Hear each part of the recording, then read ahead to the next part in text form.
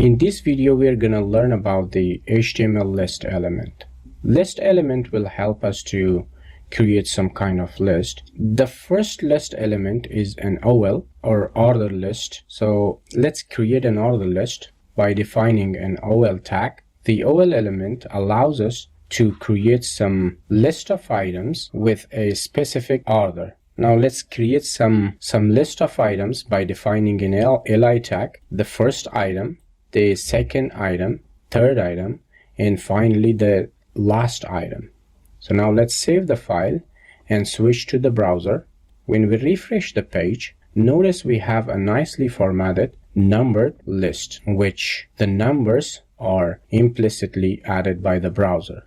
So we don't need to add it manually. And now let's switch to the editor and change the position of the list items to see what happens in the browser. So let's move the last item at the top to the first row and save the file. In the browser, when we refresh the page, notice the last item is at the top to the first row, but the number has not changed. So this means that the numbering will implicitly happen, so no matter what our text really says. And the next list element is the unordered list, or we can say the UL element. Switch to the editor and create our list of items and create a UL element. So all we need to do, just copy the OL element and paste it right here. And all we need to change is just replace the O with the U from the opening and closing tag,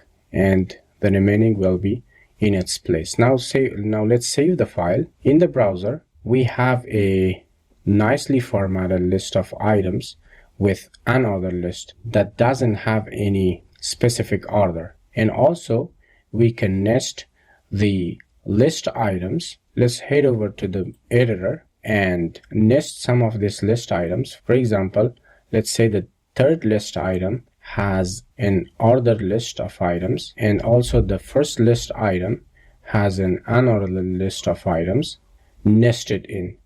And now let's save the file. In the browser, we have a nicely formatted list of items nested in between. And notice that in each level of nesting, the bullet points are different.